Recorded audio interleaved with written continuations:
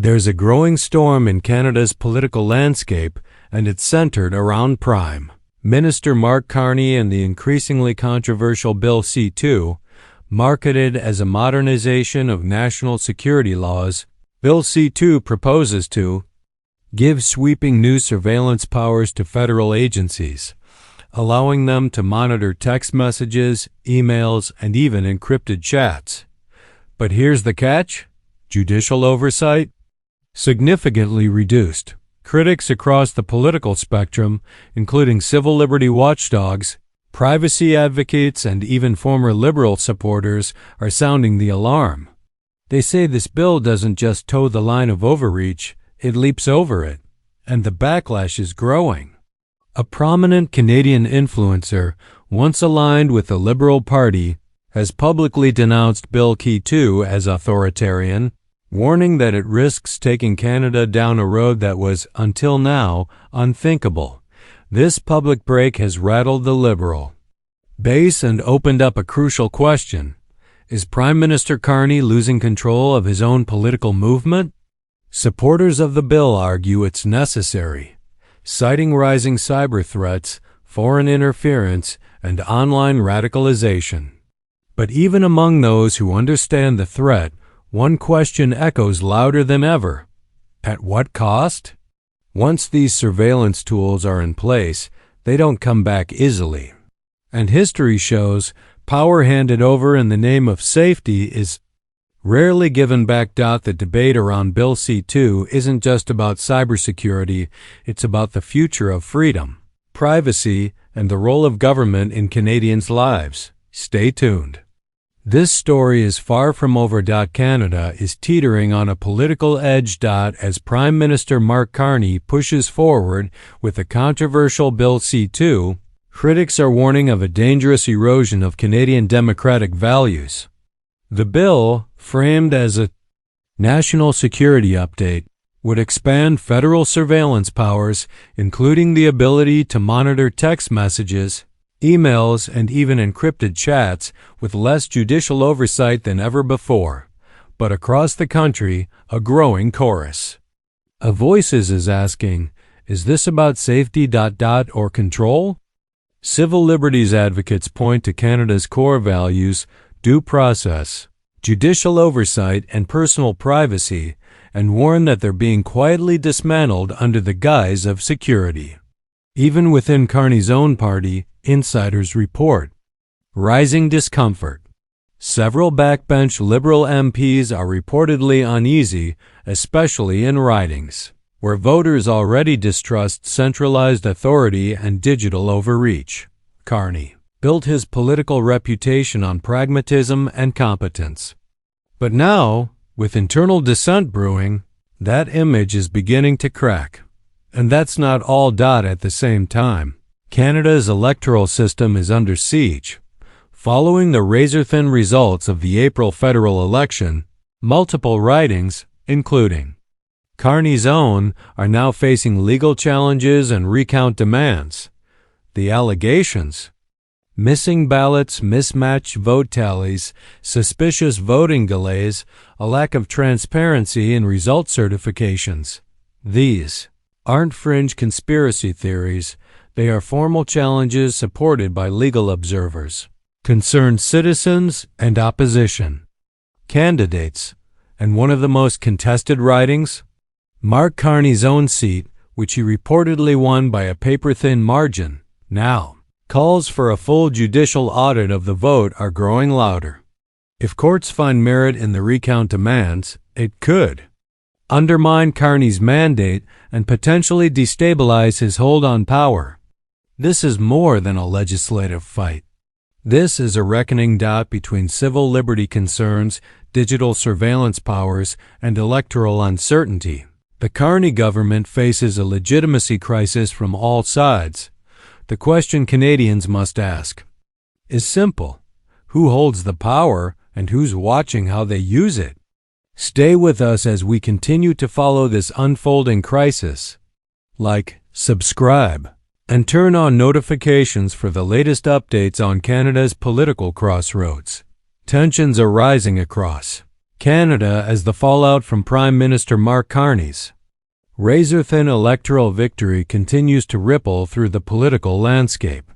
While no proven fraud has surfaced, critics say the legitimacy of the election is under question, not because of outright corruption, but due to sloppy execution, procedural irregularities, and a rushed effort to consolidate power. And just as the dust begins to settle federally, the West is heating up fast. In Alberta, Premier Danielle Smith is reviving her province's sovereignty agenda. Citing years of federal overreach, from energy regulation and taxation to, now Bill C-2, the controversial digital surveillance legislation. MITH single quotes S government has not called for full separation yet, but in a bold warning, she has left the door open for a sovereignty referendum if Ottawa refuses to respect Alberta's jurisdiction and address key demands. The message from the West is clear. If Ottawa won't listen, Alberta may go its own way. And this time, it's not just political noise. The anger is real. The grievances are historic. And the stakes are national. For many Albertans, this isn't just about policy, it's about representation. More and more, they see themselves as trapped in a system that ignores their voice, taxes their resources, and regulates their industries from thousands of miles away. When digital surveillance, centralized power, and a lack of electoral transparency combine with long-standing frustration over pipelines and provincial autonomy, the result is a volatile national divide. Meanwhile, Carney's government is trying to project calm. National polling still puts the Liberals narrowly ahead, and media portrayals often paint Carney as the competent moderate, the technocrat ready to guide Canada through complex times. But here's the reality. Those polls? Often based on urban landlines, rural voices, undersampled, western provinces, frequently ignored, youth turnout and regional volatility, almost impossible to measure accurately. So while Ottawa clings to national numbers and legacy media headlines, they may be missing the undercurrent of discontent rising outside the capital bubble. What the latest polls fail to capture is the growing grassroots backlash swelling beneath the surface, a wave of public anger over Bill C-2, escalating judicial recount demands, internal Liberal dissent, and Alberta's revived sovereignty push, while Carney's communications team works overtime to maintain a polished image. Many Canadians are no longer convinced that this government is acting in their best interest. And more importantly, they're starting to ask deeper, more dangerous questions. Where is democratic accountability? How far can government overreach go before it breaks? And is Canada's federal system beginning to splinter? Mark Carney was once seen as a symbol of intelligent, technocratic calm, a man who brought his world-class finance credentials into the political arena. But the current crisis demands far more than central bank charm. It demands the ability to unite a fractured country, to defend civil liberties under siege, to answer legal challenges head-on, and to rebuild trust in institutions that millions feel have abandoned them. That trust right now is visibly eroding. Allegations of weakened election integrity, the passage of controversial digital surveillance laws, and the quiet, rising dissent inside the Liberal caucus, all of it is colliding into a perfect political storm. The question now isn't just how Carney governs, but whether his government can survive a dual challenge from within and without.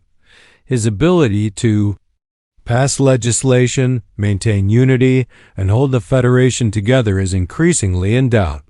What was supposed to be a smooth, stable transition into federal leadership is rapidly turning into a high-stakes battle for the very soul of Canadian governance, and this isn't just about a bill, not just about Alberta, not even just about one election. It's about the growing perception that Canada is drifting toward a constitutional and democratic reckoning where citizens feel unheard, Provinces feel excluded, and the country itself begins to fray at the seams. Mark Carney's next moves won't just define his career, they could define Canada's future. Thank you for watching. If you want to stay informed as this historic moment unfolds, make sure to subscribe and click the notification bell so you don't miss a single update. We're committed to bringing you clear analysis, verifiable facts, and diverse perspectives as Canada navigates one of the most pivotal political turning points in recent memory. Drop your thoughts in the comments. Your voice matters, and this conversation belongs to all Canadians.